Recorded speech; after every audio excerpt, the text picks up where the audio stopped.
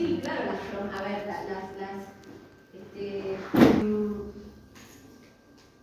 esto tiene que ver, hay toda una rama de la psicología que es la psicología diferencial. Estudia las diferencias que hay entre las personas, puede ser entre los individuos de otra especie también. En el caso de la psicología, bueno, hace foco, hay distintos tipos de diferencias, suena la redundancia. ¿Cuáles son las diferencias que determinan o qué es lo que marca justamente que las personas podamos motivarnos con distintas cosas, que tengamos distintos deseos, que tengamos diferencias conductuales? ¿Sí? ¿Eso a qué se debe? Bueno, es complicado, pero vamos a tratar de hacer una aproximación. Los individuos podemos tener diferencias físicas, psicológicas o sociales, ¿no? A grandes rasgos. Esto es sumamente simple, acá el colega biólogo va a decir qué pavada que estamos hablando, pero a veces me ha pasado a decir, bueno, ¿cómo puede estar vinculada la conducta a la genética? Y a mí me parece que en el medio hay un abismo entre genes y conducta. Entonces, por supuesto que es algo complejo, pero saber que desde nuestra concepción y hasta la muerte, todo el tiempo existe esta interacción que mencionamos un montón de veces, ¿no? Hay una influencia mutua entre nuestro componente genético, nuestro genotipo y el ambiente, ¿sí? A su vez, ¿puede el ambiente modificar nuestro componente genético? Sí, también. Se habla mucho de epigenética, ¿no? Exactamente. Hoy día tenemos los conceptos de epigenética, por los cuales sabemos que más allá de la carga, esta composición genética de cada uno, esa influencia ambiental queda plasmada y que la expresión de esa genética no es lo mismo, ¿sí? O sea, por eso diferenciamos. Tenemos la próxima imagen. Bueno, no vamos a repasar cromosomas, ADN, genes, esto ya lo saben. Que tenemos 46 cromosomas, 22 pares de autosomas y un par de cromosomas sexuales. Esperen, quiero buscar una imagen para analizar. Genotipo, bueno, la menciono, no sé dónde está. Diferenciamos nuestro componente lo que es el genotipo del fenotipo, ¿sí? El fenotipo es nuestro componente de ADN y la expresión de ese ADN es lo que llamamos fenotipo. Las conductas, tanto normales o no patológicas, porque las conductas patológicas son expresiones fenotípicas, ¿sí? Donde hay una base genética también, pero además de esa base genética, pasan cosas, digamos, esto se nos ve mega hipersimplificado, ¿no? Pero, ¿qué hay en el medio entre el ADN y la conducta? Bueno, el ADN, ustedes saben que tiene esa información necesaria para que se sinteticen proteínas. Ustedes estudiaron esto en biología exhaustivamente. ¿Qué tipos de proteínas, a grosso modo? Las estructurales, o sea, aquellas que constituyen la estructura, sistema nervioso central, sistema endocrino, el cuerpo todo, que hoy mencionaron cuando vieron motivación y creo que el cuerpo estaba involucrado, ¿no? En esa respuesta conductual. Bueno, entonces todas esas proteínas estructurales, más aquellas proteínas involucradas en el desarrollo de esa estructura, en las funciones que lleve adelante esa estructura, en la regulación de esas funciones, todas esas proteínas a nivel del sistema nervioso central, pero también incluyendo el resto de organismos, pueden, acá tendríamos que meter también la influencia ambiental, ahora hablamos de eso, pero pueden determinar nuestra conducta.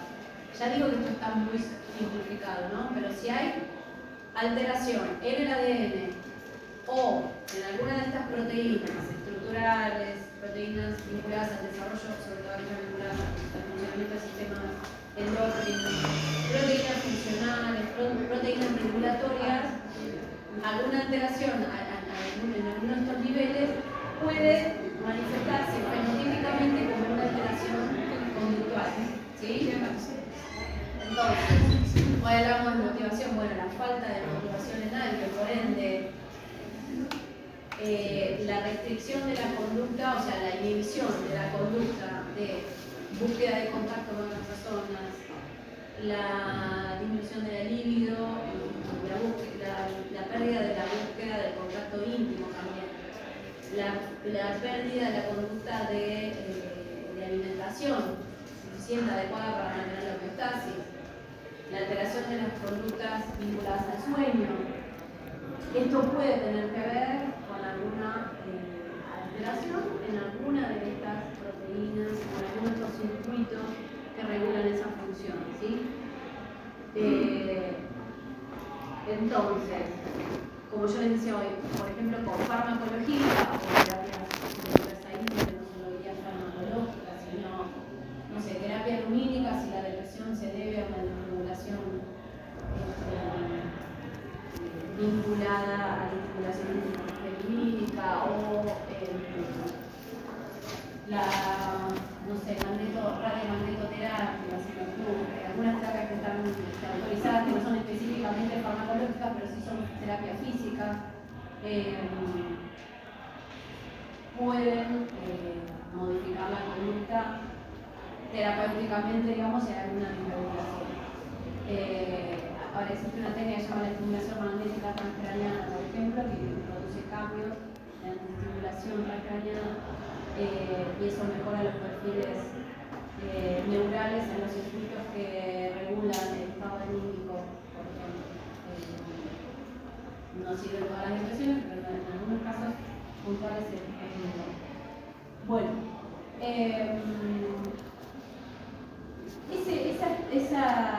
ese camino tan simple que les mostré antes, en un punto vieron que empieza con, dice ADN. Entonces, todavía a veces se cuestiona,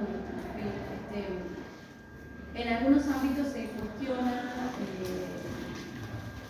primero como si la biología fuese algo malo, ¿no? Pero ya tantas veces escuchamos, sobre todo en ámbitos no médicos, me refiero a que nos tildan a los médicos de muy biologicistas, ya digo, como si la biología fuese algo malo,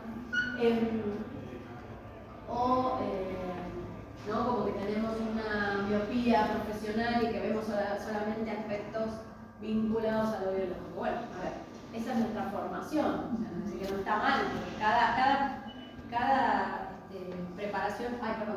preparación académica te permite amplificar la mirada o afinarla hacia un fenómeno específico, no podemos tener el entendimiento todo, así que bueno, nos preparamos en ciencias médicas, nuestra mirada va a ser médica. Después, eso no quita que las otras miradas nos van a aportar desde su campo de conocimiento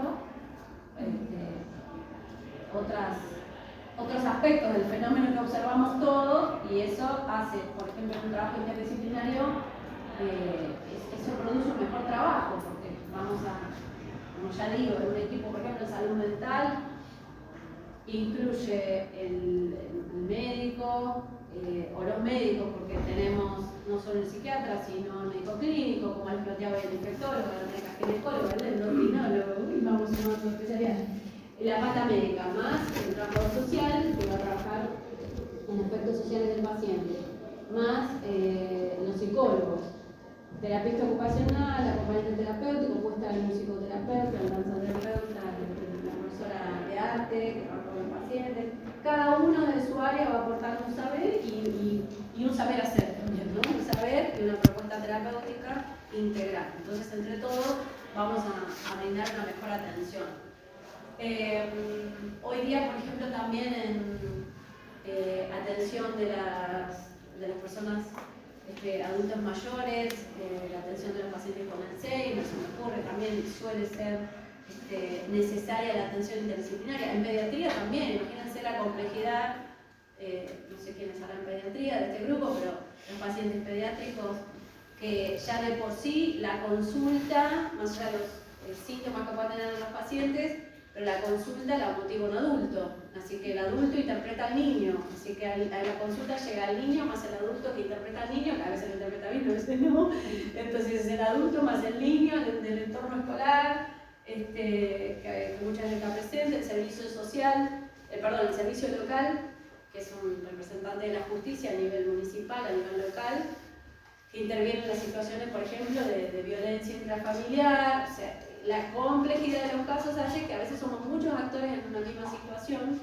que además de comunicarnos bien, tener que comunicarnos lo mejor posible, habla de esa complejidad. Ahora, de toda esa complejidad, claro, nosotros nos vamos a parar más del lado biológico, ¿sí? Y eso no nos tiene que dar ni culpa ni sentirnos mal por eso, porque todavía se nos acusa de biologistas a los médicos. ¿Y qué vamos a hacer? Nosotros estudiamos medicina.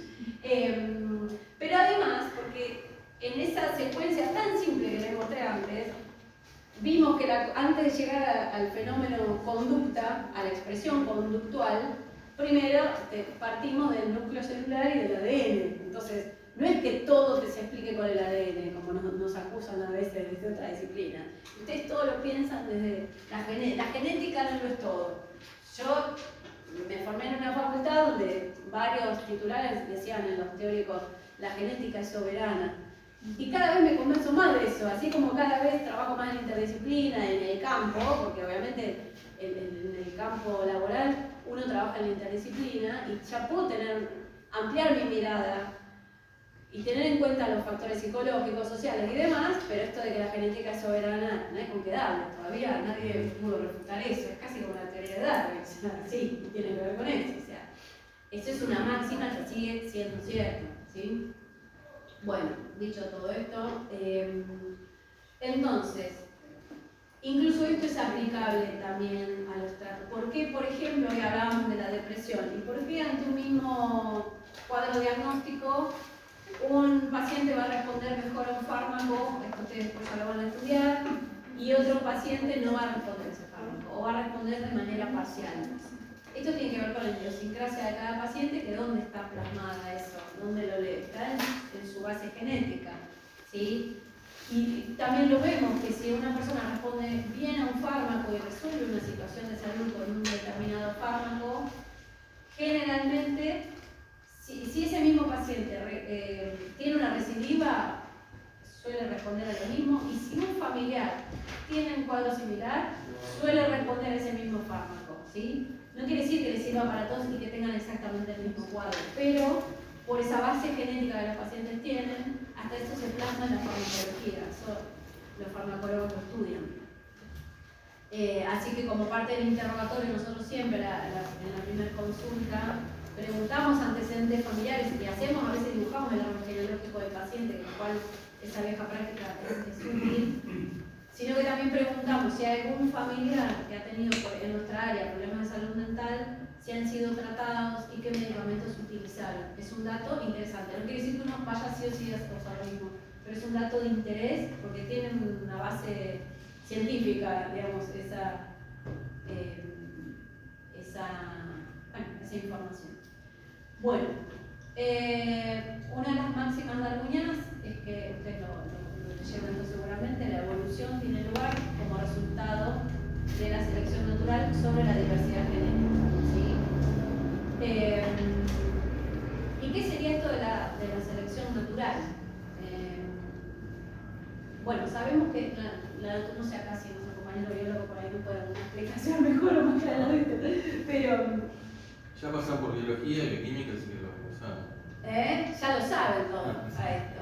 Pero bueno, de alguna manera, aquellos individuos, corregime si no lo digo bien, pero aquellos individuos en cualquier especie que tienen más chances de sobrevivir, suelen ser también, esto lo dijo Darwin, como lo digo yo, quienes tienen más capacidad reproductiva, ¿no? De alguna manera, la especie se asegura la supervivencia, ¿sí? Y en esta selección natural hay variaciones, ¿no? En los rasgos heredados. Y esto tiene un impacto también en las generaciones futuras, ¿no? Hay el componente genético de cada ser individual puede sufrir variaciones. Hay una muy característica que es la mutación, cuando se pierde parte de la información. Esto puede ser heredado, puede ser algo adquirido. Y esto, si este individuo puede subsistir, si en el caso de una mutación heredada se hereda esa mutación, esto puede llegar a introducir cambios en la conducta. Traemos esto porque desde el ejemplo podemos reafirmarnos en este concepto previo de que la genética influye en nuestra conducta, ¿sí? De que no es solo el ambiente, que el ambiente lo es y que interactúa con esa información genética, ¿no? Pero la biología, no sé si la genética es soberana, pero la biología sigue siendo importante para la determinación de nuestra conducta.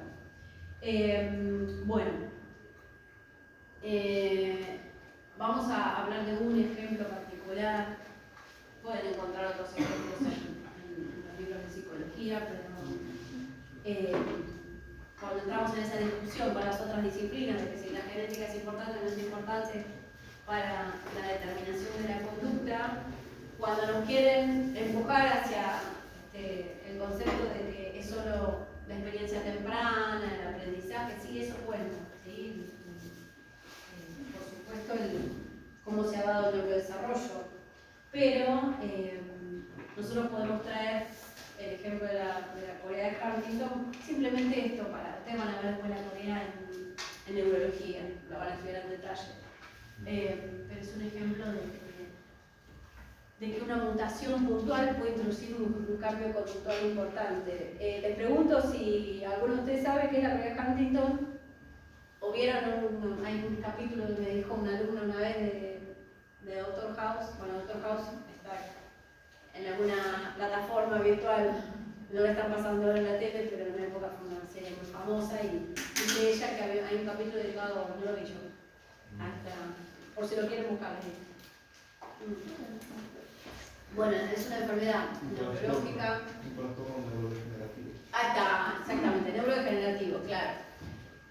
Surge a raíz de una mutación que se produce en un gen particularmente, es un gen que tiene la información necesaria para que se sintetice una proteína que se llama huntingtina. Es una proteína que está presente en neuronas dopaminérgicas, hoy que hablan de dopamina. Las neuronas dopaminérgicas del sistema nervioso central, entonces esa mutación, rarísimo que sea espontánea, en general es algo heredado, se hereda de forma autosómica dominante, o sea que cada hijo de una persona con Huntington tiene 50% de posibilidades, es 1 en 2, es un montón, es un montón. O sea, si tenés papá o mamá Huntington, pues 50% de posibilidades de adquirir la enfermedad. Se hace el estudio genético, ahora ya se hace acá en Argentina, no hace mucho tiempo, antes se había que mandar las muestras afuera, Estados Unidos. Ahora se hace acá.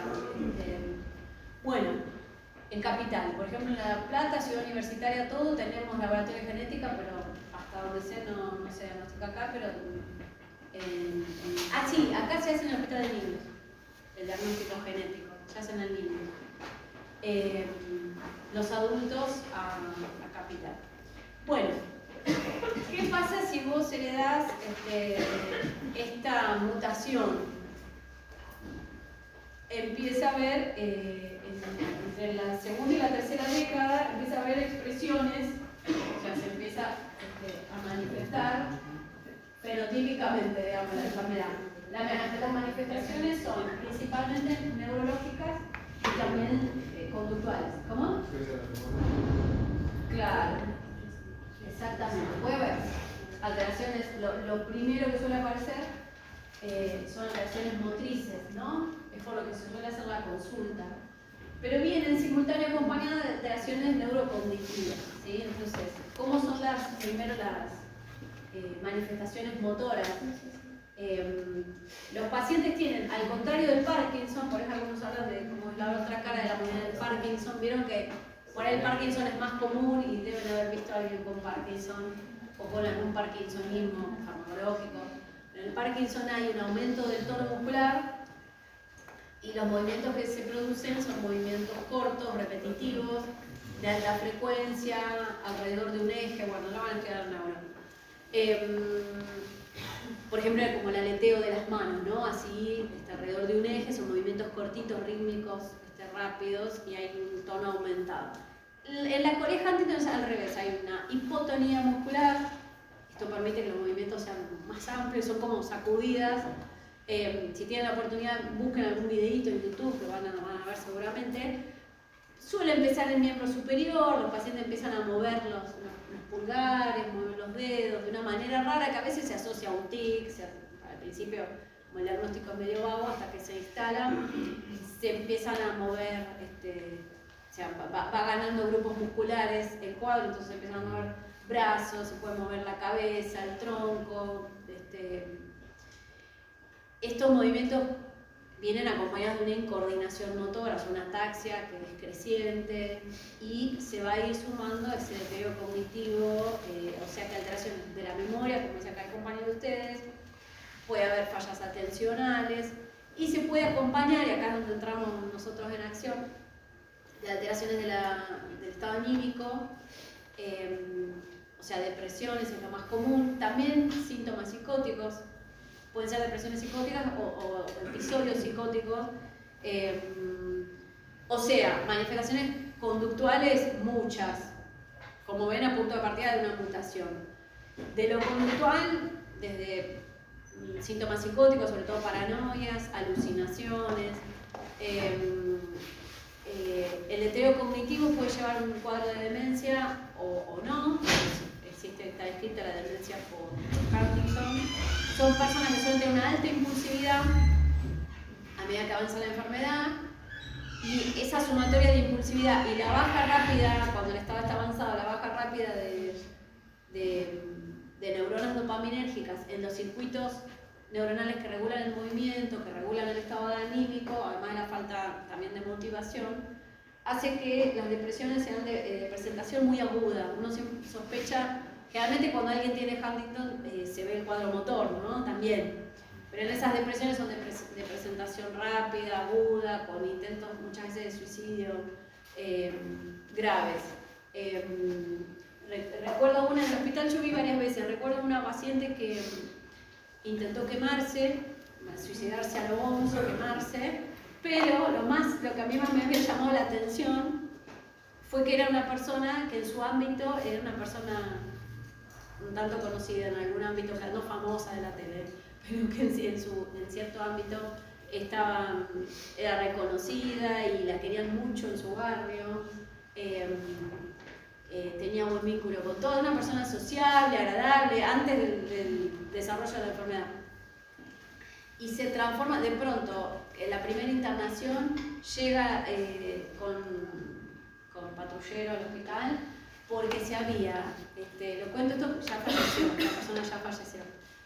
Tenía Huntington, tenía HIV también, tremendo, 2 enfermedades neurotróficas, ¿no? Se había atrincherado, y algo así, porque tenía un machete, estaba armada con un machete, no me olvido más. Y estaba esperando, te molestaba, de ser una persona sociable, querida por todo y demás, la devastadora enfermedad en ella le produjo una demencia de avance rápido y estaba frontalizada totalmente, armada con un machete, escondida en el barrio donde vivía, que eran pequeños pasillos con muchas casillas. Quería matar a los niños, le molestaban los niños de golpe, o sea, estaba muy alucinada, muy paranoide, le molestaban los menores que hacían ruido y por ahí la cargaban, le decían algo, porque claro, su conducta era cada vez más desorganizada y más bizarra, entonces los pibes le decían cosas y los quería matar. Entonces estaba trincherada, amachetada, por suerte no mató a nadie, tremendo, o sea, se había transformado en un ser pobre, demenciada, estaba totalmente demenciada. Esa fue su presentación, lo cuento porque las presentaciones no es para estigmatizar. Mi suegra querida tuvo Huntington, que era un ser hermoso, la amé, ya falleció, por eso estoy interesada en la enfermedad. La traigo porque en realidad está en los libros, está en el medio, por eso traigo. No quiero estigmatizar al cuadro porque pienso en contraposición, mi suegra se deterioró, pero no quiso matar a nadie. Pero a eso te lleva la demencia, ¿no? La pérdida del juicio, o sea, ya la alteración frontal. Hago esa salvedad porque bueno, todas las personas con Huntington, pobrecita, tienen un final así. Estas personas se expresan. En los hospitales vemos estos cuadros graves o estos intentos de suicidio tremendos, que de alguien que por ahí no venía previamente dando signos. Imagínense que no todas las personas tienen acceso a la salud, eso aclaro, ¿no? Los cuadros que vemos en los hospitales muchas veces son los más graves porque más allá de ser centros de derivación específicos, vemos o atendemos a las personas que a veces llegan al hospital en estado agravado y otras veces ni llegan al hospital y se mueren, ¿no? Previamente. Pero cuando llegan y tienen la posibilidad de atención, imagínense que los hospitales especializados en salud mental son el último, o en neurología, el último eslabón, pero estas personas no tienen acceso a la salud muchas veces. Llegan cuando llegan así con la policía, ya en estado agravado, digamos. Por ahí es distinto en el ámbito privado, en el consultorio uno puede llegar a ver, no sé, tenés una consulta de alguien con un cuadro depresivo y notás en la entrevista los movimientos involuntarios, yo ya los derivo al neurólogo especializado en los movimientos involuntarios. Entonces vamos a tratar de intervenir, hoy hablamos de prevención, se intenta evitar llegar. Ahora hay un fármaco específico, porque antes no teníamos, ahora hay un fármaco específico, no es curativa, igualmente como en otras enfermedades genéticas se está buscando, la cura genética está en estudio, está en fase experimental, así que tal vez el día de mañana se pueda curar, ¿sí? Y hay cosas que se pueden hacer previamente, tratamiento fonológico, porque las personas van perdiendo todas las funciones autonómicas, también se empiezan a alterar, entonces se afecta la deglución, por eso suelen tener neumonías a repetición, se complejiza la cosa. Pero bueno, desde el punto de vista conductual, el ejemplo dramático, perdón por lo categórico del ejemplo, ¿no? Pero es reafirmarnos en esto de que una mutación puntual, ¿no? Así como la pérdida de una información puntualmente puede producir una alteración conductual muy severa, ¿sí?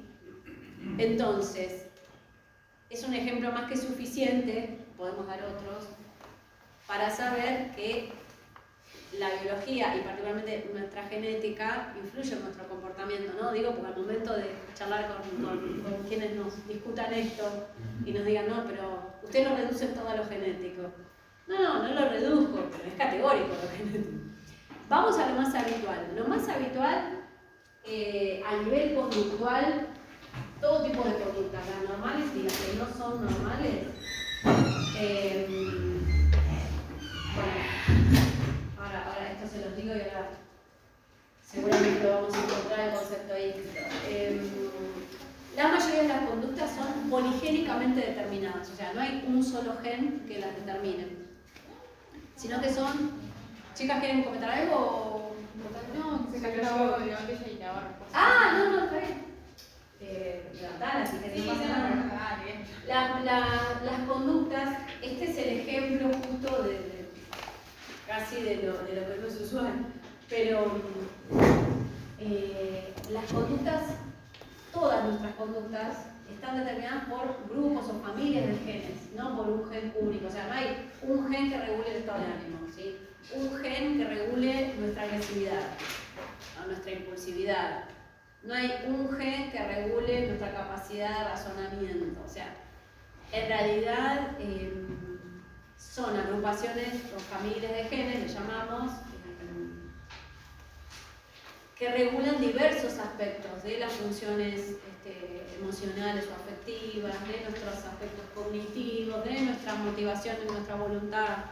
Entonces, de ahí lo complejo y de ahí que la herencia, porque es una de las preguntas más comunes que uno tiene en el consultorio, bueno, ante un diagnóstico de trastorno bipolar, de esquizofrenia, de demencia,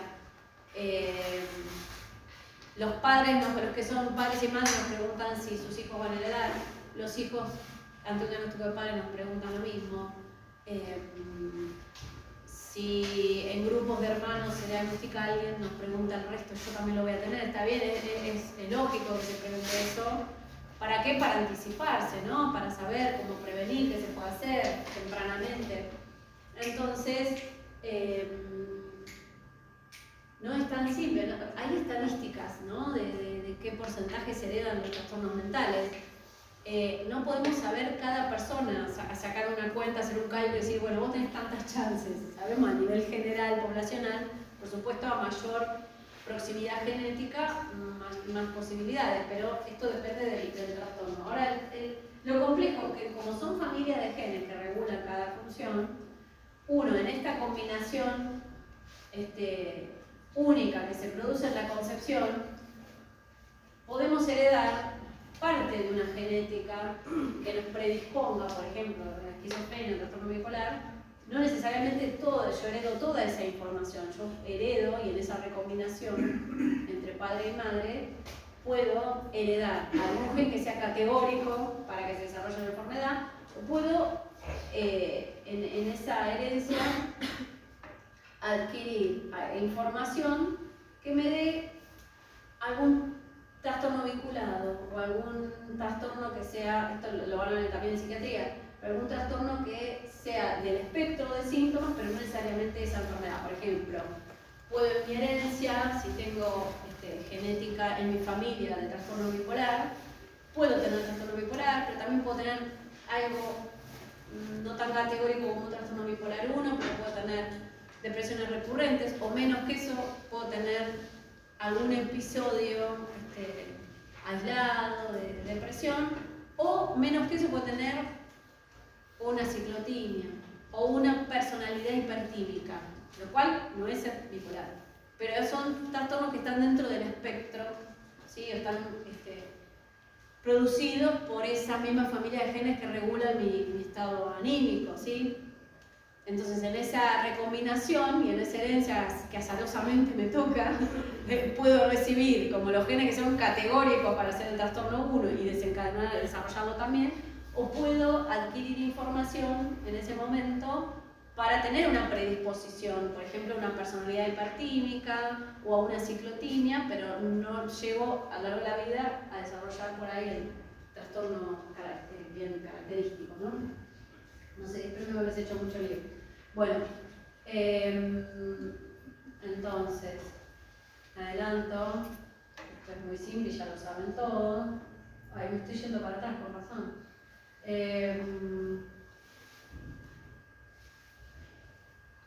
La heredabilidad, la psicología diferencial puede medir la heredabilidad, que es esta propiedad que establece en qué medida las diferencias que observamos entre las personas se deben a su carga genética o a su genotipo o a diferencias del ambiente. Eso se llama heredabilidad. Es difícil, la verdad, establecer eso. Se hace a nivel, sí, se hacen estudios, pero ¿qué aplicación tiene eso? Hay tantos peros que yo digo, es interesante desde lo teórico. La aplicación no siempre es demasiado práctica. La genética de la conducta ha aprovechado estudios con gemelos,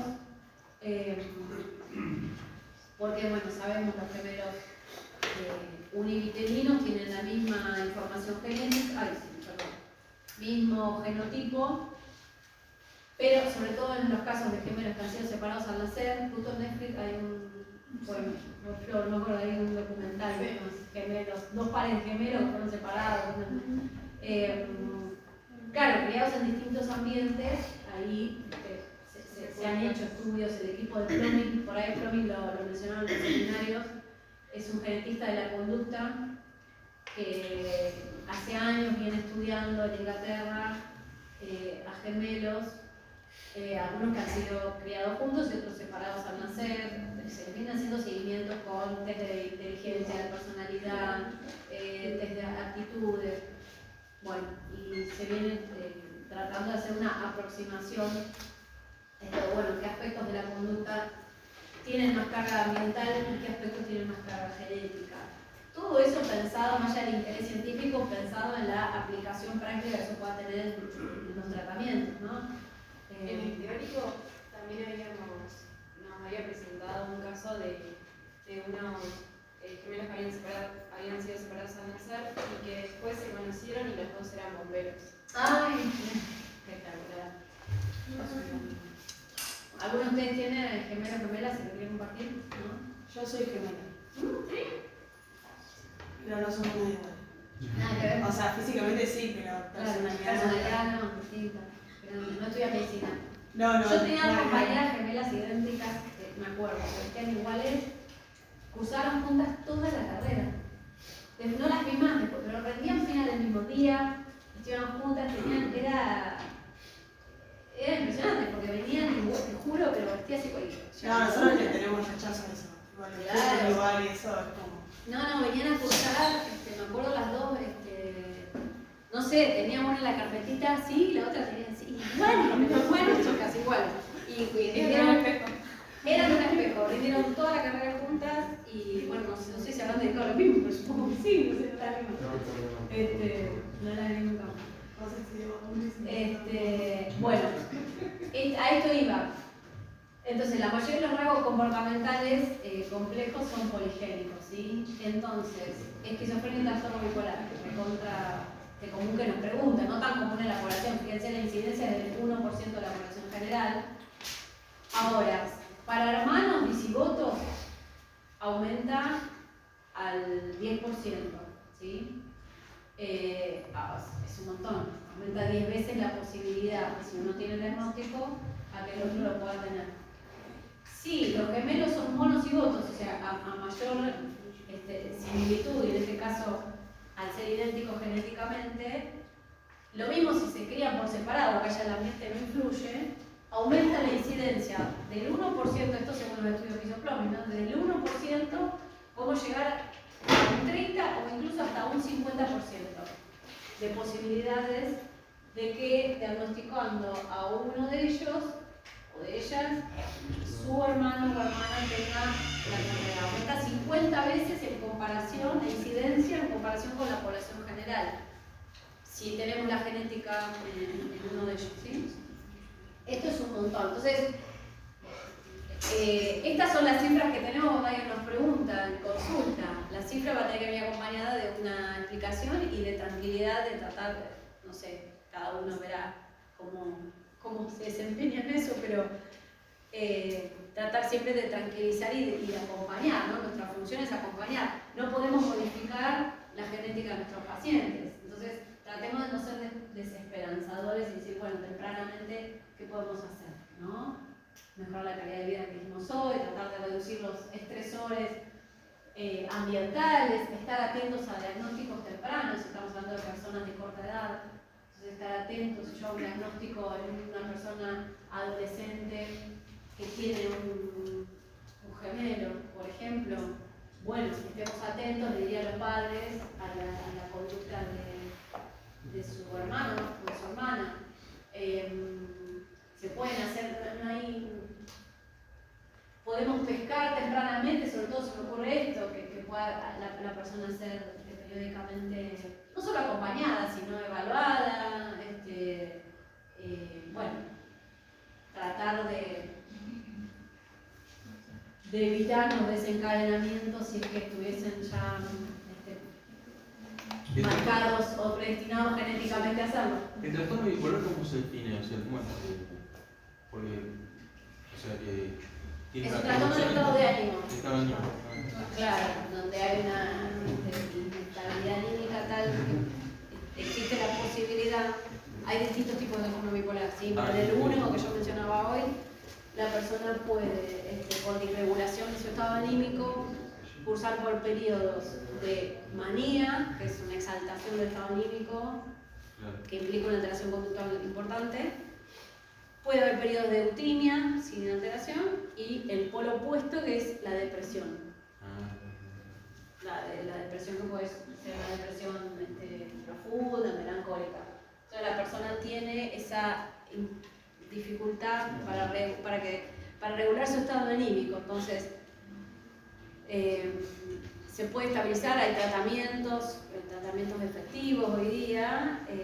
También hay tantos cuadros como personas. Hay personas que con un tratamiento de mantenimiento pueden estar bien, pueden llevar una vida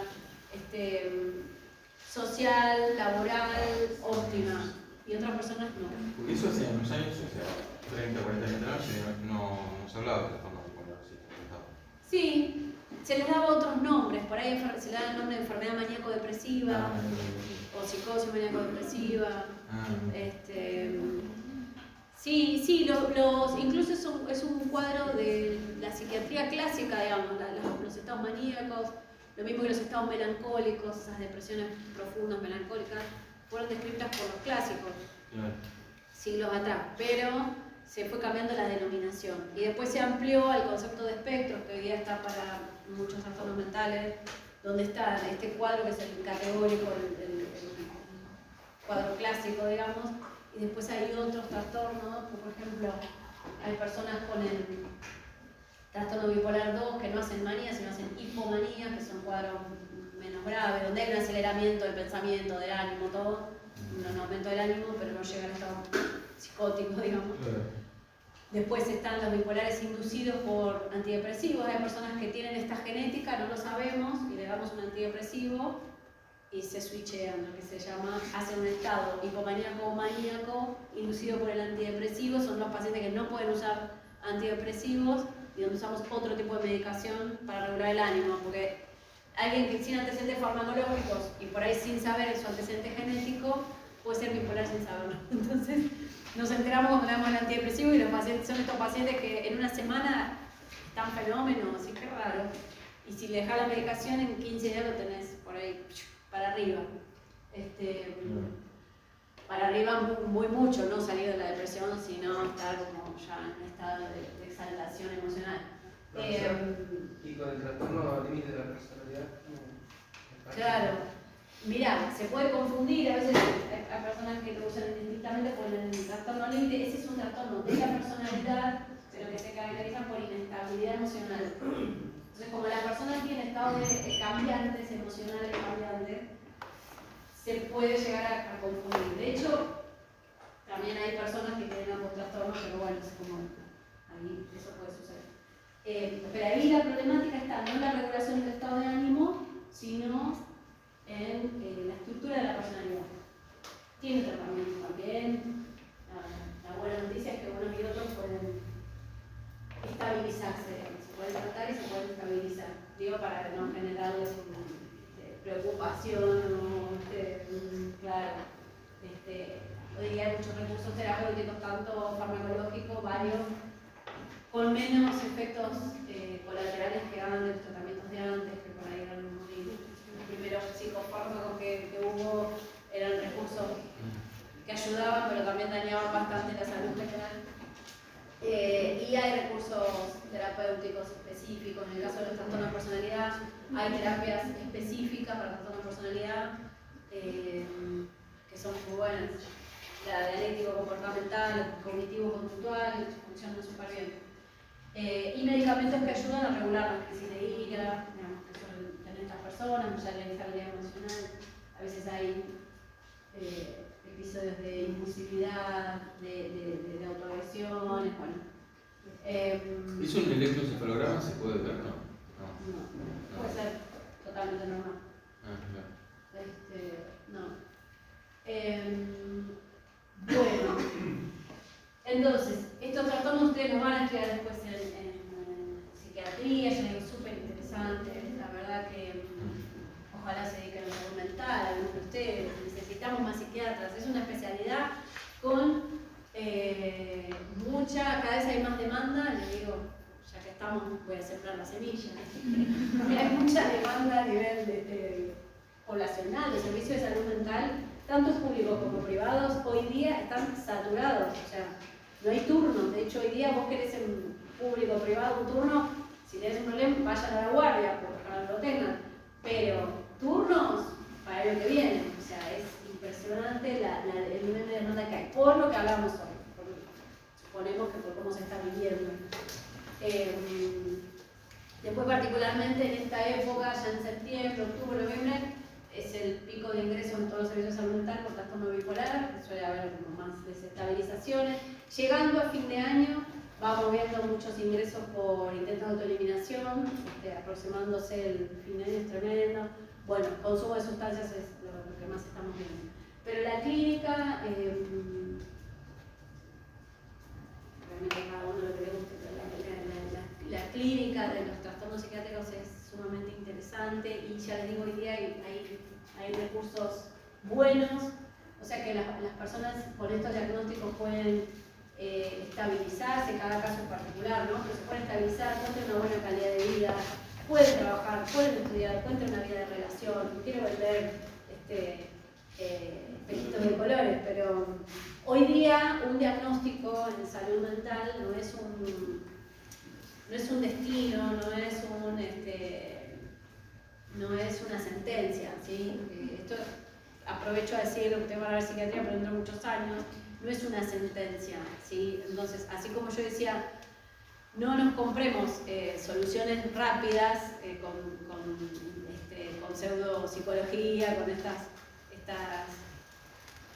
propuestas poco científicas, pero sepamos que sí se puede estar bien, ¿sí? Y alguien que está atravesando una situación de crisis de salud mental,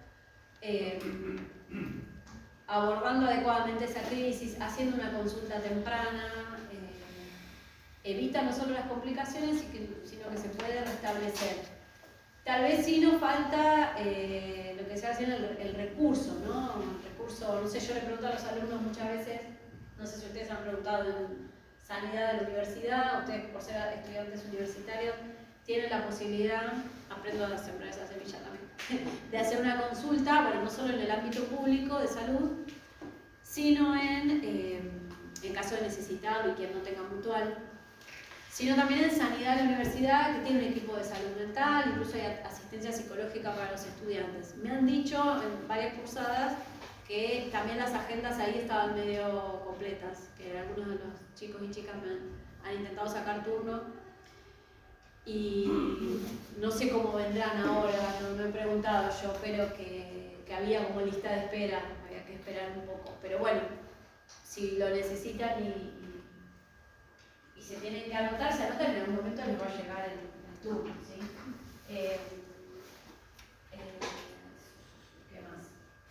Bueno, después en la Facultad de Psicología tengo entendido que había unos consultorios también a raíz de situaciones como las que mencionábamos hoy, de complejidad en algunos de los alumnos. Se habían abierto hay unos consultorios también de asistencia, que no sé si son abiertos a todas las facultades, pero me parece que sí, a los estudiantes en general. Eso puedo averiguar si necesitan. Bueno, se han hecho estudios con animales, también esto no vamos a ampliar, pero para reforzar la idea de que la genética es fundamental en nuestra conducta. Entender que la genética tampoco nos define, ¿no? No es que nos define y que, bueno, estamos ya... decíamos sí, es soberana, pero la genética es soberana, pero no significa que ya no hay más nada para hacer y lo que me toca, y entonces, ¿no? Justamente esta influencia ambiental, ahora sabemos que cuando hablamos de ambiental, yo menciono la palabra ambiental, ¿ustedes qué se les viene? ¿Qué sería lo ambiental que puede influir en lo genético? En la expresión de lo genético, ¿no? Y de ahí... El entorno, el clima. ¿Cómo? El entorno, el clima, cómo vivimos. Bien. La cultura. Cómo vivimos, o sea, los niveles de estrés, por ejemplo, exacto. ¿Qué comemos? ¿A dónde vamos? ¿Con quién nos relacionamos? Exacto. La crianza, los hábitos desde chicos. Sí, la crianza por el aprendizaje y justamente son los estímulos, ¿no? Los refuerzos que hablaban ustedes hoy, las conductas que hayan sido reforzadas. ¿Qué más se les ocurre?